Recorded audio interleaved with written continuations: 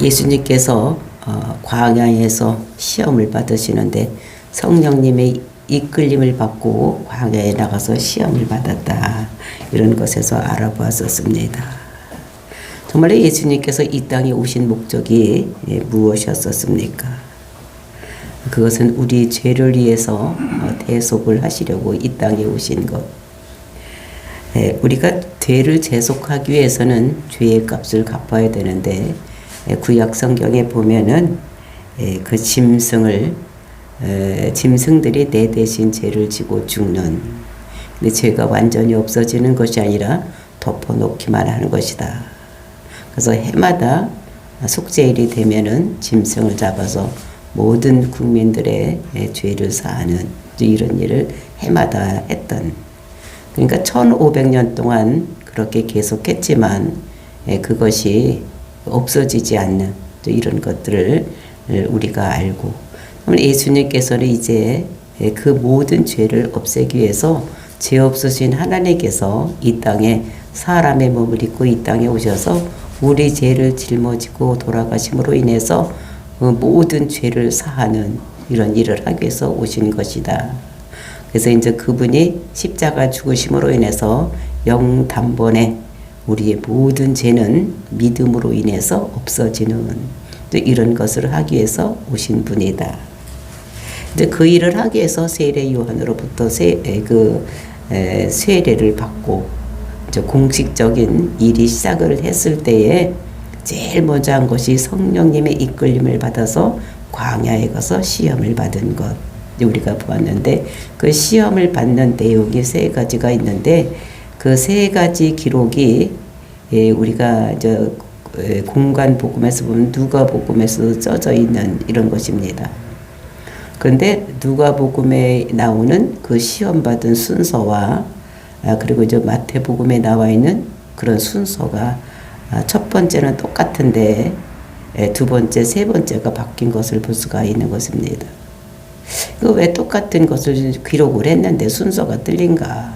이렇게 우리가 생각할 수도 있는데 누가복음을 보면은 이제 그 예수님께서 오신 것 그리고 그 행동하시고 모든 일을 하신 것을 그러니까 순서대로 써서 모든 사람에게 알리게 한다라고 우리가 누가복음에 보면 그 기록을 하고 있습니다.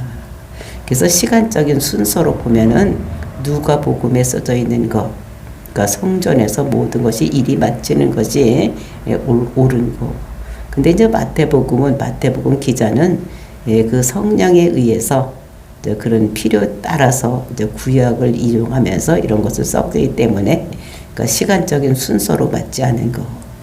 우리가 이제 8장을 보더라도 그 예수님께서 산에서 내려올 때에 거기에 있는 병자들을 고치는 이런 모습을 보더라도 그것이 예수님께서 정말로 제일 먼저 고치기 시작한 것이 그 문둥병부터 고친 것인가? 아닙니다. 시간상으로 봤을 때는 베드로 장모의 병을 먼저 고치는 거, 이것이 먼저인데도 불구하고 이제 마태복음은 그 순서가 문둥병을 고치고 그 다음에 백부장의 하인의 중풍병을 고치고 뭐 이렇게, 그리고 이제 베드로의 장모의 병을 고치는 이런 순서.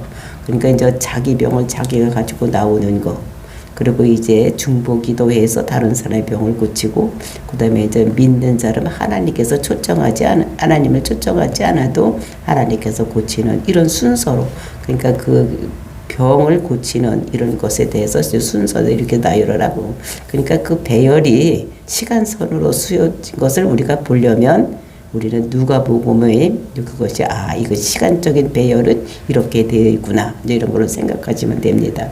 그래서 조금씩 이렇게 먼저 된 것이 앞으로 나와 있고 앞에 것이 뒤로 나와도 있는 거, 이제 이런 것들을 우리가 생각을 하면서 또 이것은 마태복음은 성령님께서 그에게 또 특별하게 이제 그런 이유, 그러니까 그 경주이라든지 뭐 이런 것에 따라서 쓰여진 것이지 시간적인 배열로 쓰여진 것이 아니다. 이제 이런 거를 우리가 생각을 하고 이해를 하시면 되겠습니다. 그러면서 이제 이것이 장소가 어디냐, 그것이 광야다, 이렇게 말씀을 드렸습니다. 그 광야는 그러니까 여리고에서 조금 지나가며 그러니까 세례받던 곳이 요단강이니까 요단강 근처에 여리고가 있는데 이제 거기서 조금 더 지나가면 이제 광야가 있는 거.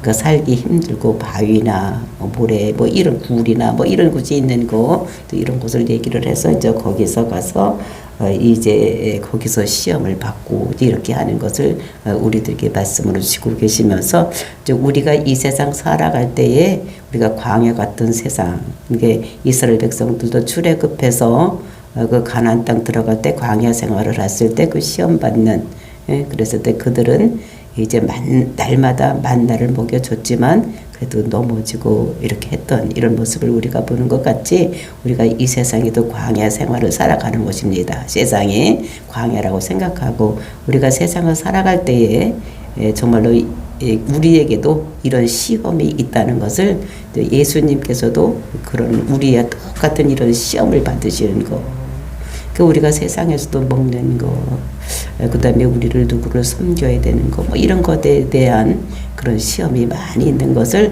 예수님께서 우리를 위해서 시험을 먼저 당하시는 이런 모습을 우리들에게 말씀을 주셨었습니다.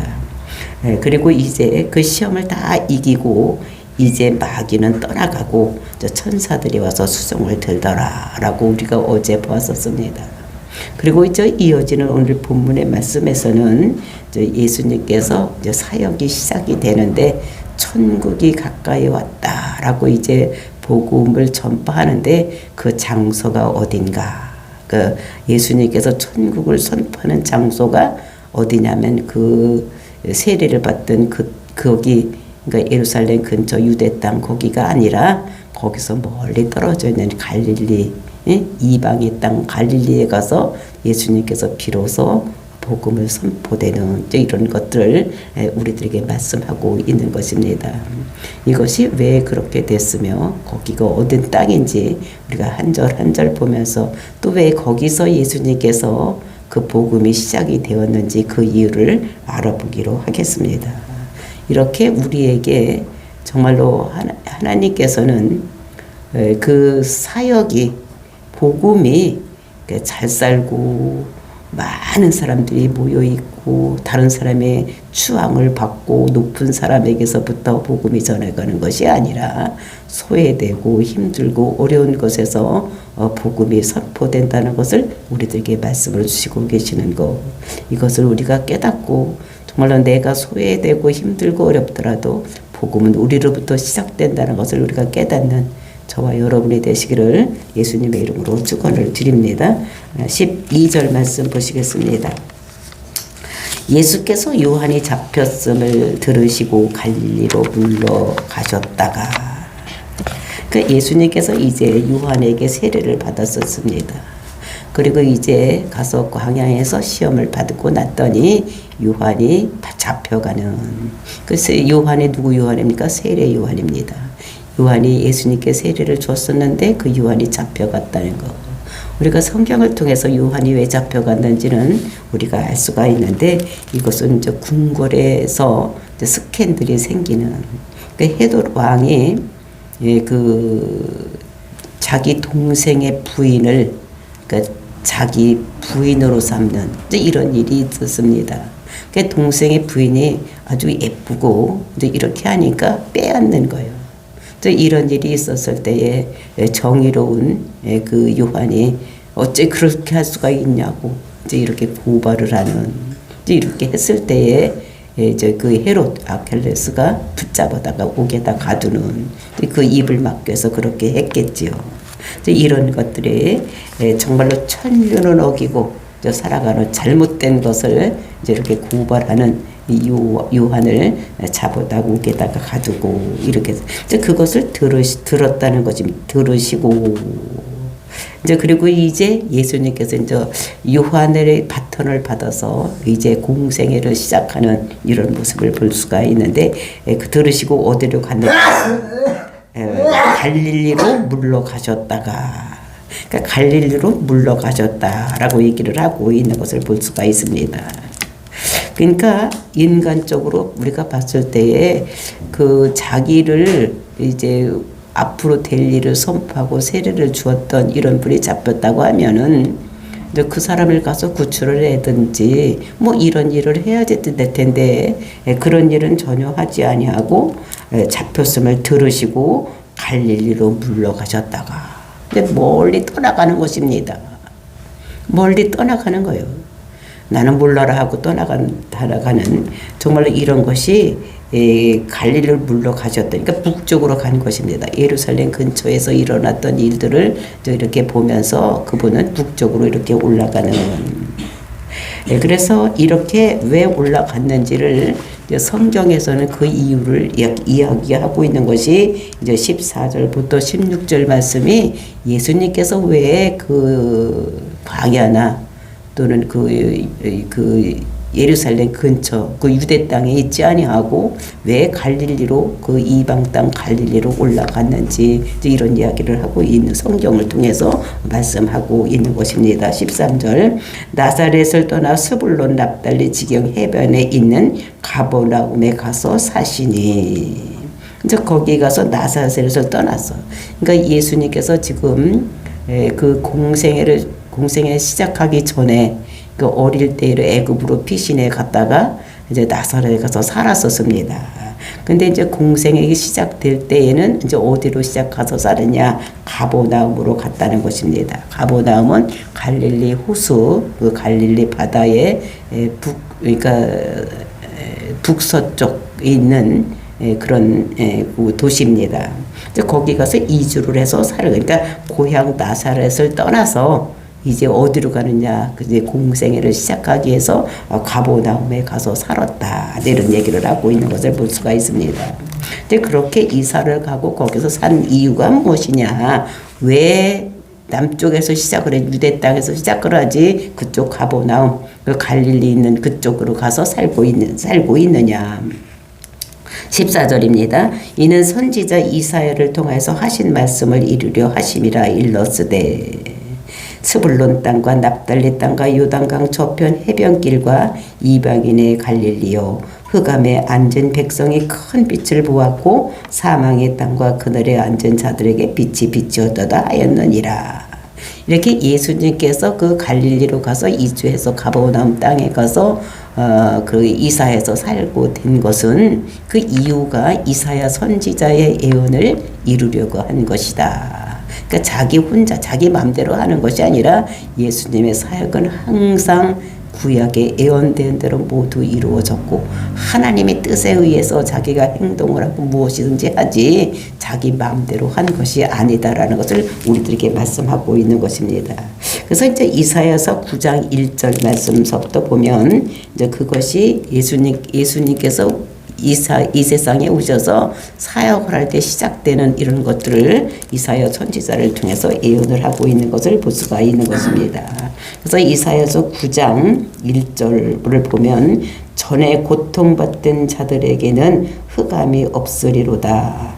옛적에는 여호와께서 스불론 땅과 납달리 땅이 멸시를 당하게 하였더니 후에는 해변길과 요단 저쪽 이방의 갈릴리를 영화롭게 하셨느니라. 그러니까 옛날에는 어떻게 고통받는 땅이었어. 흑암의 땅이었는데 그것이 여호와께서 이쪽에는 스불론 땅과 납달리 땅이 멸시를 당하였더니 그런데 이제 그것이 갈릴리가 영화롭게 되었도다. 이렇게 말을 하고 있는 것을 볼 수가 있는 것입니다. 이제 이 갈릴리가 왜 이방인의 땅이냐? 갈릴리 지방은 그 유대 북이스라엘 땅이었었습니다. 그 이전에는 어떻게 됩니까? 그 다윗이 다 통치하고 또 누구가냐면 그 솔로몬 시대까지도 거기는 다 이스라엘 땅이었었습니다. 이방 땅이 아니었는데 그것이 왜 이방 땅이 되었느냐? 이것은 우리가 열왕기를 보면 열왕기 상 9장 11절부터 13절에 보면은 이제 그것이 써져 있는 것을 볼 수가 있습니다. 그것이 왜 이방인의 땅이 되었는지를 우리들에게 말씀하고 있습니다. 열왕기 상 9장 11절로 가서 우리가 보겠습니다. 열왕기 상 9장 11절부터 13절까지를 보면은 이제 그것이 11절 그 솔로몬이 두 집 곧 여호와의 성전과 왕궁을 20년 만에 건축하기를 마치고 갈릴리 땅의 성읍 20곳을 히람에게 주었으니 이는 두로 왕 히람이 솔로몬에게 그 온갖 소원대로 백향목과 잣나무와 금을 제공하였음이니라. 그러니까 갈릴리 땅의 성읍 20곳을 히람에게 주었다는 것입니다. 누가? 솔로몬 왕이. 그러니까 그 자기 나라의 땅에 있던 그것을 그 갈릴리 그곳을 20곳을 갈릴리 땅 성읍 20곳을 어디를 줬느냐면은 그 아수르 왕 히람에게 그 땅을 주었는데 왜 줬냐? 그 이유가 무엇인가? 그것은 그 백향목 또 잣나무, 금 이런 거를 아수르 왕이 그 히람이가 그 솔로몬에게 주었던 거예요. 그 솔로몬은 그것을 가지고 못 했느냐? 왕궁을 짓고 또 그 솔로몬 성전을 짓고 이렇게 할 때에 백향목을 가지고 그 성전을 짓고 금을 가지고 성전을 짓고 왕궁을 짓기 위해서 그 아수르 왕 히람에게서 그런 걸 받는 대가로 그 대가를 뭘 줬느냐? 그것을 그 땅, 그 북쪽에 있는 땅, 스불론 땅, 납달리 땅 요런 데 있는 것을 그 갈릴리 땅 20곳을 줬다는 것입니다. 그러니까 20곳을 준 것이 20곳을 이렇게 한꺼번에 다 준 것이 아니라 또 백향목이 오고 금이 오면 요만큼 떼어주고 또 요만큼 떼어주고 이런데 갈릴리 거기를 20번째로 떼어주는 것이 갈릴리 땅이었다는 것입니다. 그래서 12절 히람이 두로에 와서 솔로몬이 자기에게 준 성읍을 보고 눈을 들지 아니하여 이르기를 내 형제 내게 준 이 성읍들이 이러한가 하고 이름하여 갑을 땅이라 하였으니 이름이 오늘까지 있느니라.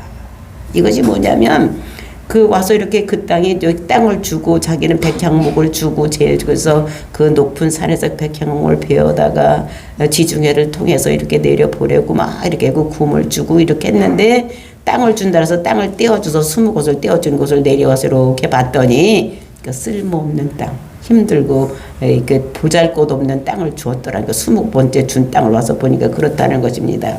그래서 그 땅을 이렇게 보고 그 이름을 뭐라면 가불 땅이라 이렇게 했다고 하는 것을 그새 오늘날까지 거기라 가불이다 이렇게 얘기를 하고 있다는 것을 이렇게 말고하고 있는 것입니다. 그러니까 솔로몬이 조금씩 떼어주다 마지막 준 것이 그것이라는 것을 여기서 말씀하고 있는 것입니다. 그러니까 이제 가불 땅을 주었는데 그것이 갈릴리 땅이다. 이런 것을 우리들에게 말씀하고 있는 것입니다. 근데 사실은 갈릴리 땅은 무엇입니까?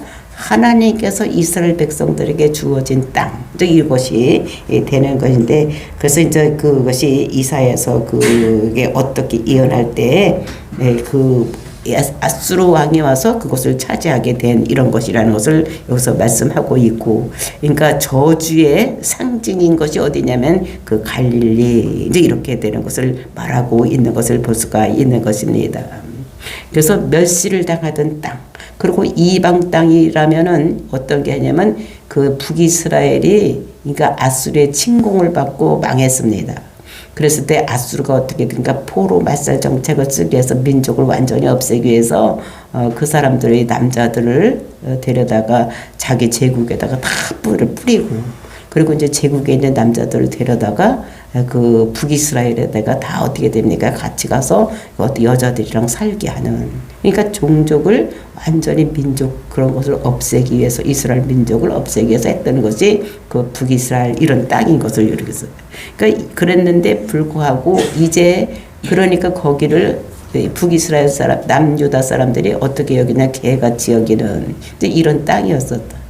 근데 그런데 가서 예수님께서 어떻게 되니까 거기 가서 이제 복음을 천국이 가까웠다고 복음을 선포하는 이런 시작이 되는 것을 여기서 말씀하시는 것입니다. 그래서 나중에는 이방인 땅이었는데도 불구하고 이제 거기가 영화롭게 되는 또 이런 것이라는 것을 말씀하고 있는 것입니다. 그래서 흑암에 행하던 백성이 큰 빛을 보고 사망의 그늘질 땅에 거주하던 자에게 빛이 비치도다. 갈릴리를 영화롭게 하셨는데 그것이 큰 빛이 오셔서 큰 빛이 누굽니까? 예수님께서 이 땅에 오셔서 거기서부터 이제 그것의 빛을 보고 사망의 그늘을 그늘진 땅이 이제 빛을 비치게 되는 이런 것들이 구약에서 예수님 오기 전에 700~800년 전에 예언된 것을 이 예수님께서는 어떻게 냐 그거를 이루기 위해서 지금 광야에서 시험을 받고 나사렛에 가서 자기 짐을 챙기고 이제 어디를 가서 공생애를 시작하느냐 가버나움에 가서 공생애를 시작하는 갈릴리 땅 거기 가서 공생애를 시작하는 것이다. 그러니까 예수님께서는 무슨 일을 하든지 하나님의 뜻에 의해서 움직이는 것이지 자기 마음대로 가는 것이 아니다. 그러니까 복음을 전하면 유대 땅에서 전하는 것이 훨씬 쉽고 좋을 텐데 거기서 전하지 아니하고 이방인 땅 갈릴리로 멀리 가서 이제 거기 가버나움에 가서 텐트를 치고 이제 거기서 이제 일을 시작하는 이런 모습을 우리가 여기서 볼 수가 있는데 그래서 거기서 이방인에게 복음을 전하는 것을 이방인 땅에 가서 복음을 전하는 것을 보고 그 형제들 그러니까 그 자기 형제들이 뭐라고 얘기를 했는가. 그래서 우리가 요한복음에 보면은 이제 그것을 또 말씀한 곳에 있는 것을 볼 수가 있어요. 왜 이렇게 복음을 전하려면 그 유대 땅에 가서 복음을 전하지 왜 여기서 복음을 전하느냐. 이제 오늘날로 얘기하면 복음을 전하려면 사람이 많은 서울 가서 전하든지 많이 배움이 있는 이런 사람들에게 가서 전해지지 왜 이렇게 시골 구석에서 전해서 이렇게 하느냐 이렇게 하는 것을 그 동생들이 얘기하는 것이 요한복음 7장 이제 2절서부터 4절 말씀에 나와 있는 것을 우리가 성경을 통해서 볼 수가 있는 것입니다. 그래서 보니까 2절 7장 2절입니다. 유대인들의 명절인 초막절이 가까운지라 그 형제들이 예수께 이르되 당신이 행하는 일을 제자들도 보게 여기서 떠나 유대로 가소서. 그러니까 당신이 제자들 다 유대에 있는데 당신 제자들 또 사람들이 보게 하기 위해서 이 갈릴리에서 하지 말고 초막절이 됐으니까 이제 거기 가서 다 전하면 사람들도 많이 모이고 초막절이니까 사람들도 많이 모이고 그랬을 텐데 많이 모이는 데서 복음을 전해줬지 시골 구석에서 몇 사람 되지도 않는 데서 복음을 전하면 힘만 들고 잘 되지 않으니까 왜 거기 가서 전하지 여기서 하느냐고 이렇게 물어보는 것입니다. 스스로 나타나기를 구하면서 무쳐 일하는 사람이 없나니. 그러니까 스스로 나타나길 좋아하면은 그 묻혀서 일하면 아무것도 빛이 안 난다는 것입니다. 이 일을 행하려 하거든 자신을 세상에 나타나소서. 그러니까 예수님께서 무슨 일을 사역을 많이 했습니다. 그렇죠? 막 병도 고치고, 귀신도 쫓아내고 막 이런 일을 하니까 이런 일을 나타나려면 하고 답답합니다. 형님 왜 여기서 합니까? 사람들 많은 데 가서 하면 사람들이 많이 돌아올 텐데 왜 이 시골 구석에서 이렇게 하느냐고. 빨리 지금 초막절이니까 사람들이 많이 왔으니까 얼른 그 길로 올라가서 빨리빨리 하셨으면 좋겠습니다 라고 그 형제들이 말하는 이런 모습을 우리가 여기서도 볼 수가 있는 것입니다.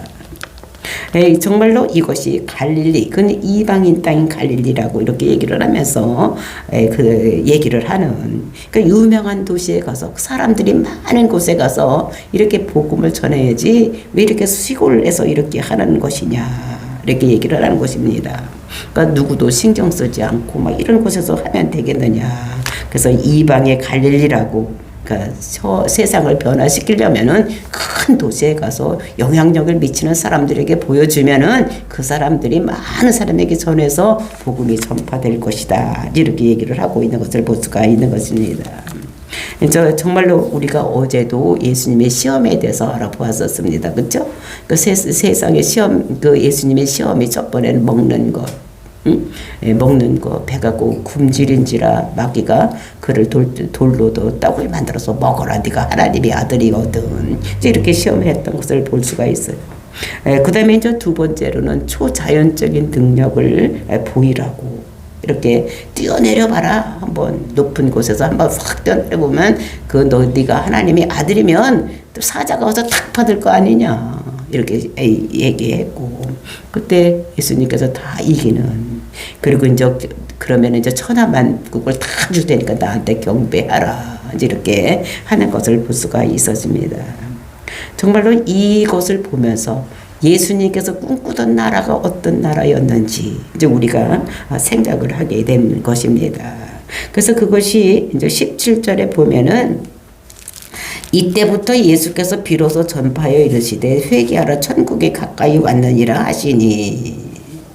그러니까 회개하라 천국이 가까이 있다고 했는데 이 회개하라 천국이 가까이 있다고 한 소리를 치는 사람이 또 세례 요한도 그렇게 했는데 정말로 세례 요한이 자기가 믿고 있는 천국에 대한 것이나 또는 예수님께서 생각하는 그 천국이 그 하나님 나라가 똑같은 것인가, 이런 것은 그렇지 않았다고 생각을 할 수가 있습니다. 왜냐하면 이 세례 요한이 옥에 갇혔을 때에 자기가 생각하기를 이 메시아면은 그 힘이 있는 메시아, 즉 로마로부터 힘을 가지고 로마로부터 민족을 구원하고 자기가 지금 옥에 갇혀 있으면 자기를 구원할 것이라고 생각을 했던 이런 나라를 이 메시아가 예수님께서 그거를 나라를 이룰 것이라고 생각을 했기 때문에 우리가 나중에 보면은 이 세례 요한이 어떻게 합니까? 자기가 옥에 갇혀 있는데도 곧 떼내주지를 않으니까 자기 제자들을 보내서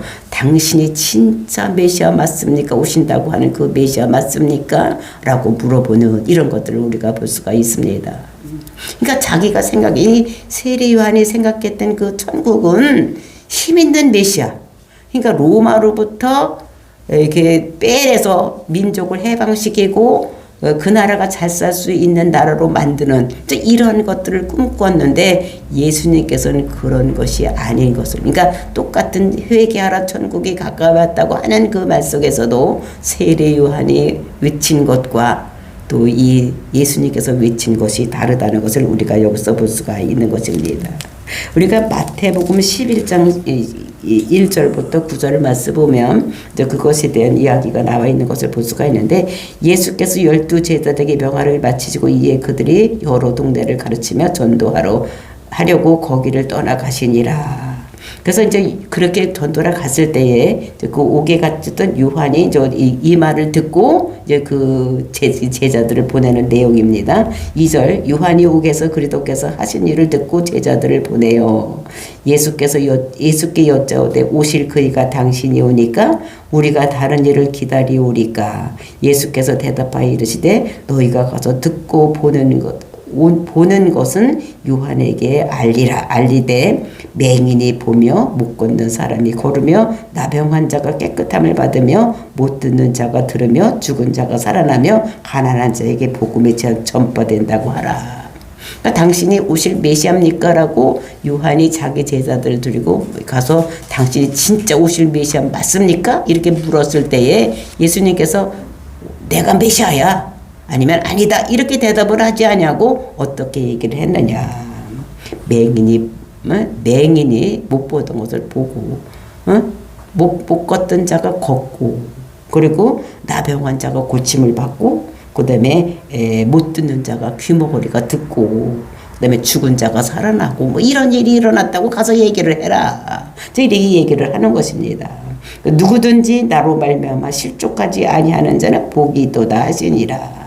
그러나 누구든지 나로 말미암아 실족하지 아니하는 자는, 그러니까 어떤 한 사람을 특정하는 것이 아니라 누구든지 다 나로 말미암아서 실족하지 않은 자는 복이 있도다 하시니라. 그러니까 이 예수님께서 전한 것이 무엇입니까? 맹인이 눈을 뜨고, 못 듣는 자가 듣고, 못 걷던 자가 걷고, 그 다음에 귀신을 쫓아내고 죽은 자가 살아나는 이런 것들을 얘기하는 것을 볼 수가 있는 것입니다. 이제 그러면서 이제 그들이 떠나며 예수께서 무리에게 요한에 대하여 말씀하시되, 그러니까 그들이 이제 그 말을 듣고 떠나갔습니다. 이제 그 요한에게 가서 말을 하려고. 이제 그랬을 때에 어떻게 됩니까?